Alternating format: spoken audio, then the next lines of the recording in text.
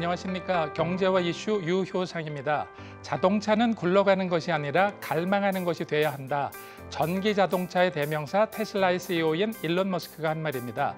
미래 모빌리티는 단순한 이동 수단에서 벗어나 달리는 고성능 컴퓨터로 진화할 것이라고 하는데요. 경제와 이슈, 오늘의 주제는 미래 모빌리티 혁명 어디까지 왔나입니다.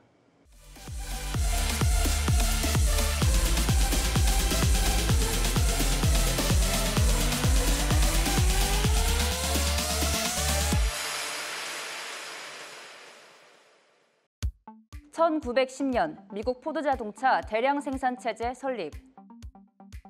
1910년 이후 100년 이상 내연차 시대.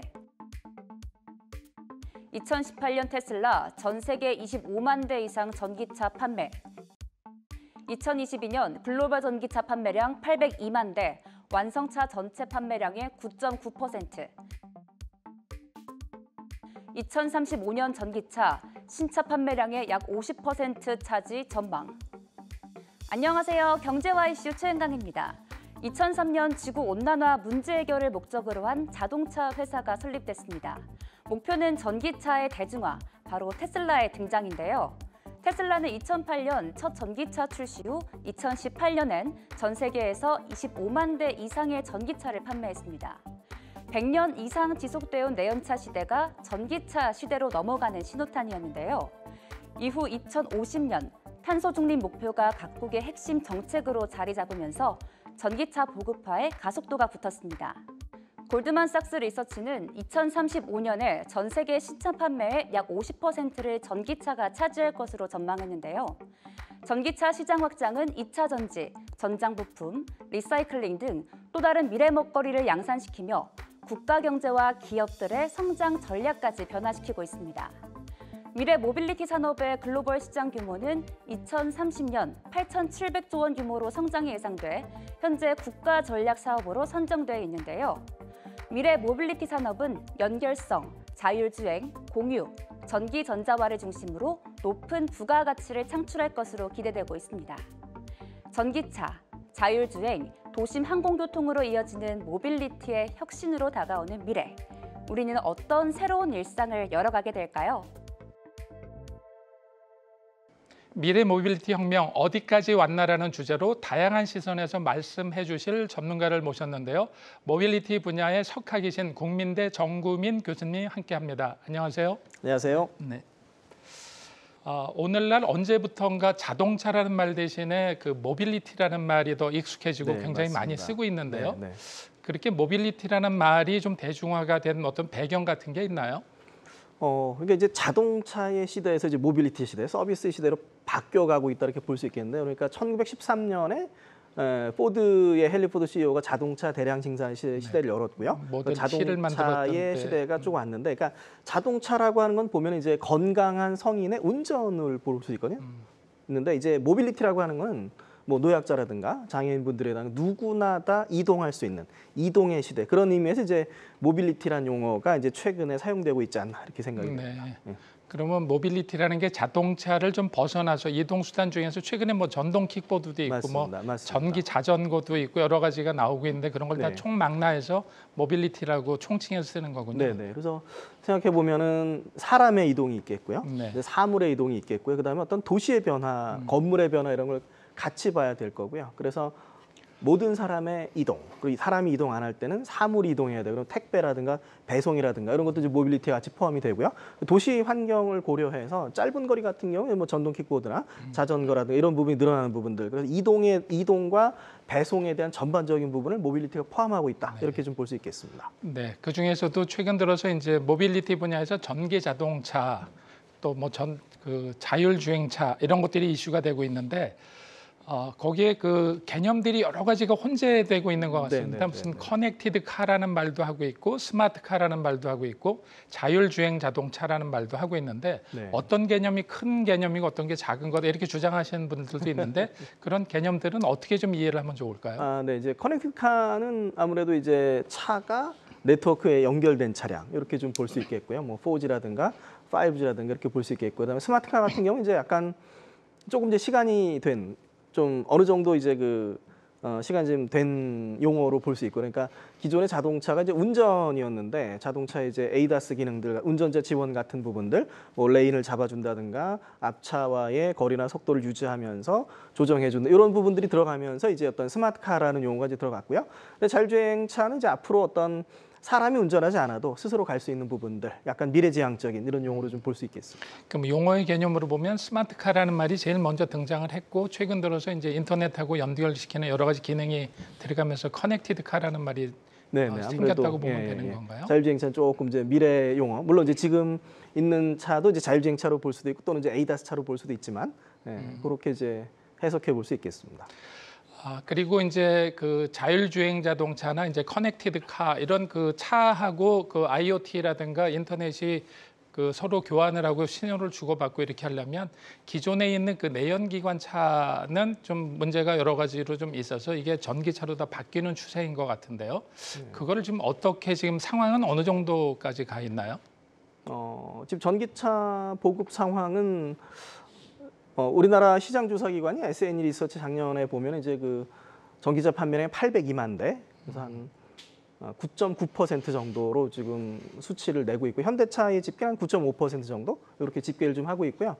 S&E 리서치에서 분석한 자료는 이제 전년 대비 2021년 대비 2022년이 한 68% 성장했다 이렇게 얘기를 하고 있습니다. 우리나라도 보면 이제 2021년에 10만 1,000대 정도, 그다음에 2022년에 16만 한 4천만 대 정도, 대략 한 61% 정도 성장을 했는데요. 그래서 이제 전기차 시장이 많이 성장해 가고 있다 이렇게 볼 수 있겠고요. 그리고 사실 이제 그 부분이 약간 보조금에 조정되는 부분들이 좀 있어서 올해 이제도 이제 성장할 걸로 보이지만 이제 각국의 보조금 정책이 어떻게 될 것인가 이것도 또 중요한 요소가 되고 있습니다. 그러면 전 세계적으로 전기차가 한 10% 가까이 되는데 그게 한 800만 대 정도 된다 그러면 전체 신차 판매량 정도가 8천만 대를 좀 넘어간다 이렇게 볼 수가 있을 것 같네요.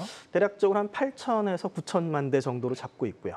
그리고 각국 정부가 우리나라를 포함해서 전기차 보급을 늘리기 위해서 보조금 정책을 쓰고 있는데요. 그 보조금에 따라 조금 전에 말씀하신 대로 그 보급률이 굉장히 차이가 난다고 그러셨는데 이렇게 적극적으로 정부가 보조금을 줘가면서까지 전기차를 보급하려고 하는 이유는 어떻게 이해를 해야 될까요? 이제 각국의 이제 환경 규제가 있기 때문에 이제 지금 이제 환경 규제로 이제 전기차 보급을 늘려야 되는 게 지금 현재 상황이고요. 다만 이제 거기에서 각국 정부가 이제 부담이 되는 부분들은 뭐가 있냐면 코로나19 이후로 어떤 세금이나 이런 부분에서 약간 부담을 좀 느끼고 있고요. 그래서 지금 현재 상황은 전기차 시장 10% 정도로 커졌으니까 보조금을 조금 조절해 볼까 이런 시도가 나타나고 있는데 일단 시장 반응은 한 절반의 성공 이렇게 좀 해석을 하고 있습니다. 예를 들어서 이제 중국 같은 경우 2009년도부터 실시했던 전기차 보조금을 이제 중앙정부의 보조금을 올 초에 전면 중단했거든요. 그랬더니 1월 달에 어떤 현상이 일어났냐면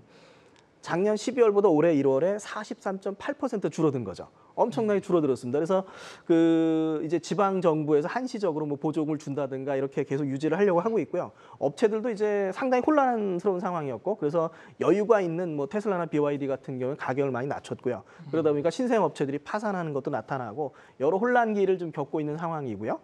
그런 게 이제 중국 상황으로 볼 수 있고요. 독일 같은 경우도 이제 2022년부터 이제 보조금 부분을 이제 없앤 다음에 뭐 판매량이 줄었다 이런 부분도 좀 나타나고 있습니다. 그런데 이제 EU 전체적으로 보면은 이제 전기차 판매 크게 늘었다 이런 부분들도 있거든요. 그래서 보조금이 어느 정도 시장에 좀 작용하고 있다 이렇게 좀 볼 수 있겠습니다. 그런데 그냥 언뜻 보기에는 그 내연기관차가 훨씬 부품도 많고 그 원가가 비쌀 것 같은데 전기차는 뭐 쉽게 보면은 골프장에 있는 골프 카트에다가 껍데기를 좀 크게 씌웠다 볼 수가 있는데 그 가격이 전기차가 이렇게 비싼 이유는 뭔가요? 네, 아무래도 이제 잘 알고 계신 것처럼 배터리 문제가 좀 큰 이슈로 보여요. 한 배터리 가격이 전체 전기차 가격의 한 40% 정도를 차지하기 때문에 이걸 어떻게 줄일 것인가가 상당히 큰 이슈고요. 그래서 보면은 이제 테슬라나 BYD 같은 경우 원래 이제 배터리에서 출발한 업체이고요. 테슬라도 이제 어떤 그 배터리 내재화를 추진하고 있고 이런 부분 때문에 이제 전기차 생산에서 경쟁력을 가져갈 수 있는 부분도 있다고 이제 해석이 되고 있습니다. 지금 우리나라에서 현대 기아차가 그 선방을 하고 있는데 최근 들어서 이제 미국에서 IRA라든가 유럽에서 어떤 규제 같은 것들이 네네네. 나오면서 우리나라에서 생산한 전기차를 해외에다가 파는 게 굉장히 힘들어져서 우리나라 공장들을 해외로 이전을 하고 있는데 그렇게 되면 주도권을 다 유럽이나 미국에다 뺏기게 되고 우리가 어떤 스탠스를 취하느냐에 따라서 향후 우리나라 자동차 산업에 대한 특히 전기차 산업에 대한 전망이 많이 엇갈릴 것 같은데 이 상황을 지금 어떻게 해석을 해야 될까요? 네, 사실 이제 IRA라고 하는 부분이 이제 보호무역인 부분이고요. 이제 극단적으로 미국 업체들에게 혜택을 주겠다는 부분이고 그런 영향들이 이제 실제로 나타나고 있습니다 시장에서. 그래서 현대기아가 올해 이제 중점적으로 뒀던 부분은 IRA에 해당이 하지 않는 리스 시장에서의 판매를 노력을 했고요. 그래서 올 상반기에 전기차 판매량을 미국에서 테슬라에 비해서 2위를 하긴 했는데 테슬라가 뭐 60%로 절대적인 물량을 차지하고 있는 부분이고요. 현대차가 한 38,000대, 6점 몇 프로 정도, 이 정도 이제 차지하고 있는데요. 그리고 뒤에 이제 GM하고 포드가 있습니다. 그래서 언뜻 보면 2위를 했다라고 하는 부분이 IRA 영향이 작다 이렇게 볼 수 있지만 조금 더 깊이 들어가면 뭐가 있냐면 성장률 측면에서 테슬라가 작년 대비 30%가 늘었고요. 물론 이제 점유율은 70%에서 60%대로 내려가긴 했는데 이제 테슬라 30% 늘었고요. 그다음에 GM이 365%, 포드가 무려 114%가 늘었습니다. 그런 와중에 현대의 증가량이 11%에 그쳤거든요. 그래서 IRA 영향이 좀 있다. 이렇게 좀 볼 수가 있겠고요. 그래서 이제 IRA에 빠르게 대응하려면, 그러니까 당분간은 뭐냐면 미국의 외국 업체들 공장 짓기 전까지는 미국 업체들한테 혜택을 주겠다는 얘기고, 현대가 이제 미국에서 공장을 내년부터 빨리 가동을 해야 되는데, 근데 자동차사가 나가는 게 이게 자동차사만 나가는 게 아니라 부품 생태계 전반적으로 나가기 때문에 우리나라 생태계에 공동화가 오는 거 아닌가라는 우려가 좀 있는 거죠. 그래서 우리나라 업체들 입장에서는 일단 뭐 전기차 전환을 가속화하는 부분이 하나 있겠고요. 또 하나 이제 어떤 정부 정책이 외국 정부 정책이 모두 극단적인 보호무역으로 가고 있기 때문에 우리나라에서도 우리나라 산업을 육성하기 위한 조금 더 이제 그 강화된 정책들이 좀 있어야 되지 않을까 생각이 됩니다. 예를 들면 어떤 것들을 좀 강화시키면은 우리나라가 그 경쟁력, 국가 경쟁력을 키우는 데 좀 도움이 될까요? 네네. 그러니까 지금 IRA 보면은 IRA에서 하고 있는 부분들이 전기차 공장을 지을 때 세액 공제가 30%거든요. 그러니까 최근에 이제 우리나라도 이제 이런 산업계의 목소리를 반영해서 25%까지 늘렸는데. 네. 조금 더 늘려야 되지 않을까 이런 거죠. 과연 이제 그 정도 혜택으로 국내에 전기차 생산 공장이 많이 오겠느냐 이런 부분이고 그래서 어떤 인력 양성 부분들, 그다음에 산업 지원 부분들, 전기차 전환 지원 정책들, 그다음에 공장에 대한 세액 공제들 이런 부분들이 많이 또 지원이 돼야 될 것으로 생각이 됩니다. 지금 이제 현대차가 2025년도 뭐 6년도 이때 그 미국의 공장이 완성이 될 거다 이런 얘기도 들리고 있는데 실제 그 현대차가 그 전기차로서의 경쟁력은 어느 정도 수준인가요? 기술 경쟁력이라든가 뭐 시장에서 평가나 이런 것들은요? 네. 이제 전기차가 인기를 끌게 된 배경에는 우리 테슬라의 성공이 있고요. 테슬라가 이제 배터리를 밑에 약간 플랫폼 구조로 성공을 했고요. 그 주요 자동차사 중에 플랫폼 구조를 빠르게 가져간 게 이제 현대랑 폭스바겐이 빠르게 가져가고 있고요. 그리고 이제 현대랑 폭스바겐이 테슬라와 약간 차별화되는 전략은 뭐냐면 그 플랫폼 구조를 가지고서 다양한 차량을 빠른 시간 내에 내놓고 있는 거죠. 그게 이제 현대의 좀 장점이 되고 있고요. 그리고 이제 뭐 내연기관 전기차 포함해서 지금 현대가 이제 좋은 실적을 내고 있는 배경에는 어떤 게 있냐면 기술적인 투자, 전기차의 투자 이런 부분도 물론 있고요. 또 하나 이제 그 코로나19 시절에 시장을 돌리면서 공장이 돌아가면서 부품 공급망이 유지가 됐다. 이런 게 또 하나 이제 이유가 되고 세 번째 이유는 이제 중국에서의 이슈가 있습니다. 그러니까 중국에서 이제 그 점유율 엄청 낮은데 오히려 이제 그런 부분들이 중국 전기차 시장이나 중국 시장의 혼란에 영향을 덜 받는 거죠. 그래서 올 4월에 이제 삼성증권에서 재미있는 보고서가 있었고요. 그 보고서 내용을 보면은 2026년에 현대차가 1위로 등극할 가능성이 있다라고 하는 보고서고요. 지금 이제 도요타 폭스바겐에서 3위인데 실제로 이제 그 올해 이제 지난 1, 2등을 얘기하는 건 기업 가치나 이런 게 아니라 판매량으로 얘기하는 그러니까 거죠. 전기차하고 네, 내연기관차를 합친 판매량. 네, 판매량 대수로 이제 3위 정도인데 1위를 할 가능성이 있다 이렇게 되어 있고요. 그 지난달에 중국에서 재미있는 보고서 나왔는데 중국 토종 브랜드들이 성장하면서 최초로 50%를 넘을 것 같다는 거죠.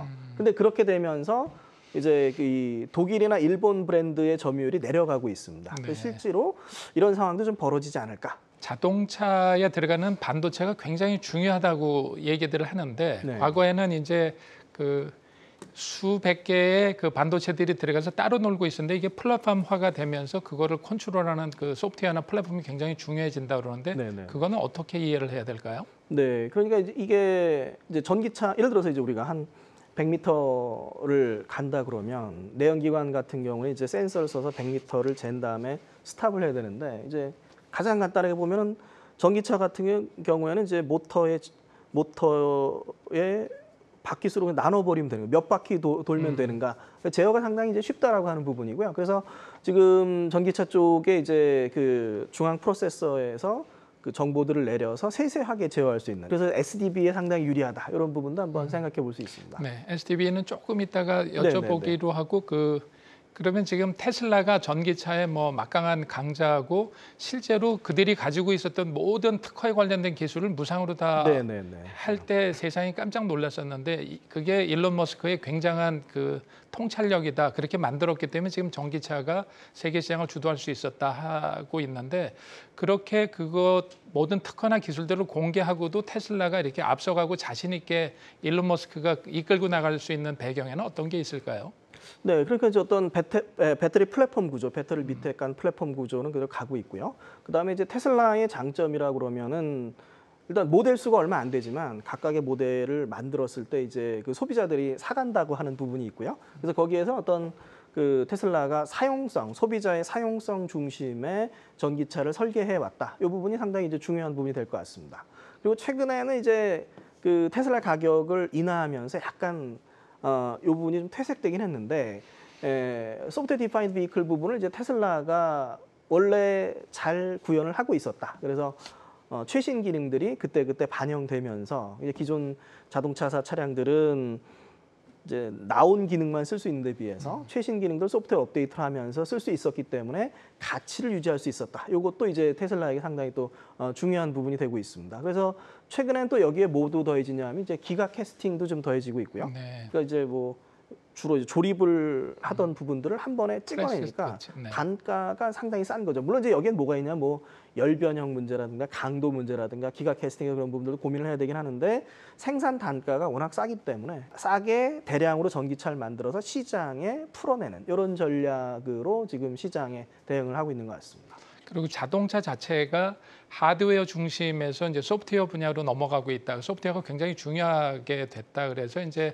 아까 말씀 주신 대로 뭐 SDV 해서 소프트웨어 디파인드 비클이라고 또 얘기를 하고 있는데 네네네. 그거의 개념은 무엇인가요, 정확하게요? 네. 그래서 뭐 이제 소프트웨어가 이끄는 자동차, 소프트웨어가 주도하는 자동차, 소프트웨어 정의 자동차 여러 이제 해석들이 있는데요. 일단 기본적으로 가장 중요한 부분 뭐냐면 소프트웨어 업데이트를 통해서 소프트웨어를 계속 바꿔나갈 수 있다. 그래서 이런 부분이 상당히 이제 중요한 부분입니다. 예를 들어서 이제 우리가 뭐 결국 차가 네트워크에 연결될 수밖에 없는데 보안이 문제가 있다면 보안 기능을 다운로드할 수도 있고요. 지도를 다운로드할 수도 있고요. 또는 이제 사용자가 나는 빠른 가속을 원해. 그럼 빠른 가속 기능을 구매할 수도 있고. 그래서 항상 차가 최신 기능으로 유지가 되는 거죠. 그 두 가지 측면으로 좀 볼 수가 있겠는데요.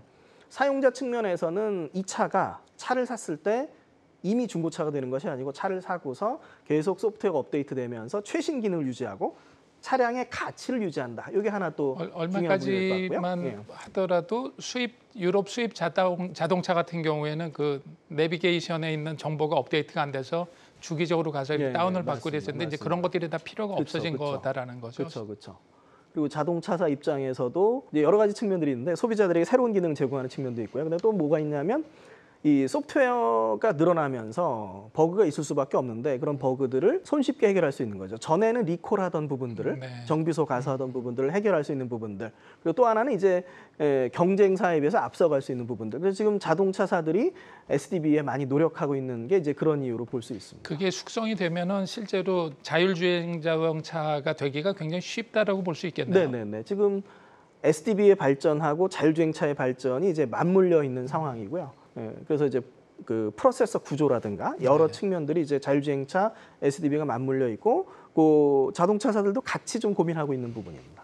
그리고 그 최근에 보니까 그 자동차도 지금은 자동차 제조업체가 만들어서 뿌려지는 대로 선택의 이런 폭이 적었다면 앞으로는 어떻게 보면은 그 양복을 맞춤형으로 하듯이 기성복을 사든 거에서 맞춤 양복 같이 PBV라고 해서 뭐 Purpose Built Vehicle 이런 얘기도 있는데 자동차를 내가 원하는 대로 쉽게 주문을 할 수 있는 시대가 네네네. 오는 건가요?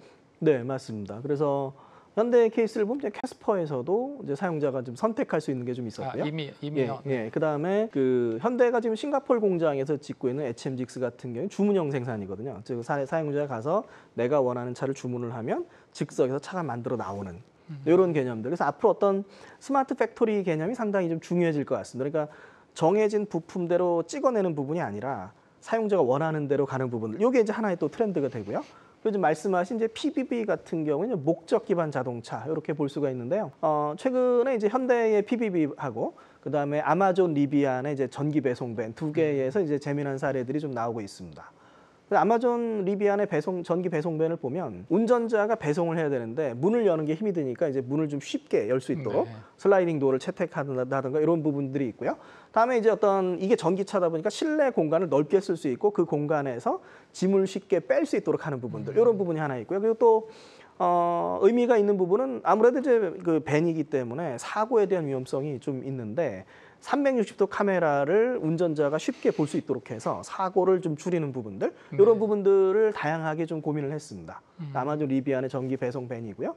현대 PBV도 뭐 여러 가지 버전이 있는데 일단 우리가 이제 승객 이동에 대한 버전을 보면 이 차는 어떻게 되냐면 뒤가 약간 높이가 높습니다. 그러니까 우리가 운전이라고 하면 앞좌석에서 운전을 해야 되는데 기존의 모든 차량은 운전석에 집중되어 있는데 사람의 이동을 위한 차량은 주로 우리가 뒷좌석에 타니까 뒷좌석 공간을 넓혀야 된다는 거죠. 그래서 높이를 높게 하고 실내 공간을 사용자가 조절할 수 있도록 하고 승하차를 좀 편리하게 하는. 그래서 앞으로 어떤 사용자의 용도에 맞는 차량들은 맞춤형 차량들도 많이 늘어날 것으로 생각이 됩니다. 그리고 이 자동차들이 전기차가 되고 소프트웨어가 중요하게 되면서 소프트웨어의 강자라고 하는 애플도 애플카를 내놓는다고 공개를 했었고요. 네네네. 그래서 바퀴 달린 거실 이렇게 해서 집이 그 바깥에서 굴러다니는 개념으로 애플카를 내놓겠다고 그러고 테슬라에 있던 그 자율주행 자동차의 연구 책임자를 스카우트해 가기도 했는데 네네네. 애플카가 등장하게 되면은 이 구도가 테슬라나 이런 그 굉장한 그 소동이 벌어지지 않을까요? 네, 저도 이제 그렇게 보고 지금 기대가 되는데요. 그러니까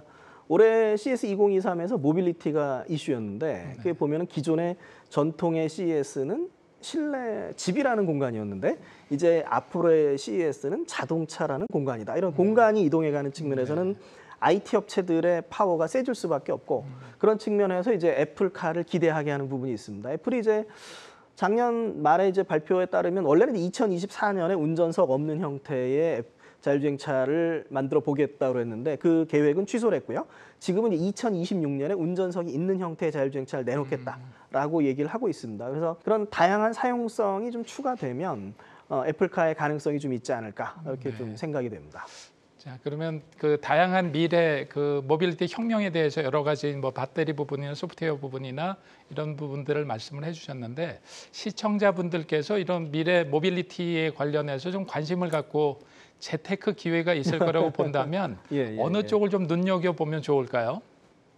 네, 일단 우리가 오늘 했던 얘기들 쭉 종합해 보면은 일단 올해 같은 경우에는 자동차사 실적이 매우 좋을 수밖에 없는 상황이고요.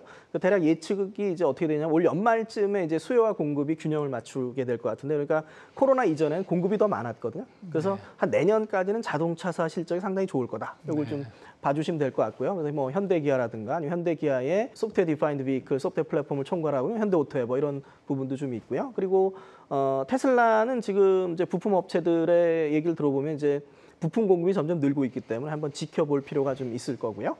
예, 그리고 이제 우리나라 입장에서 역시 이제 배터리 섹터가 상당히 좀 중요하고요. 그러니까 외국 투자가 거의 이제 배터리 쪽에 많이 몰리고 있어서 배터리 쪽에 이제 우리나라 배터리 3사라든가 뭐 포스코 퓨처 M이라 이제 코스모 신소재 같은 업체들 그런 뭐 양극재, 음극재 이런 업체들도 좀 있을 거고요.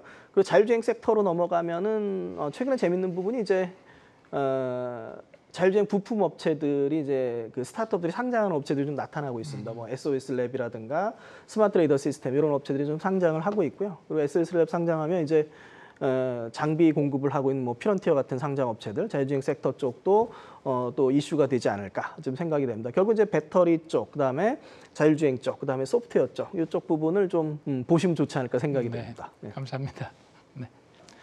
미래 모빌리티 혁명 어디까지 왔나라는 주제로 모빌리티 산업 현황과 미래 새로운 가능성과 기회에 대해서 점검해 봤는데요. 차별에 대한 좋은 말씀을 들려주신 정구민 국민대 교수님께 다시 한번 감사드립니다. 감사합니다. 전 세계가 모빌리티 대전환기를 맞으면서 자동차는 이동의 수단에서 움직이는 공간으로 패러다임이 변화하고 있습니다. 하드웨어와 소프트웨어의 긴밀한 상호작용 속에서 완전히 새로운 모빌리티를 경험할 날이 머지않아 보이는데요. 뉴 모빌리티 시대를 선도할 주인공이 꼭 반드시 대한민국에서 나오기를 기대해 봅니다. 지금까지 경제와 이슈 유효상이었습니다. 감사합니다.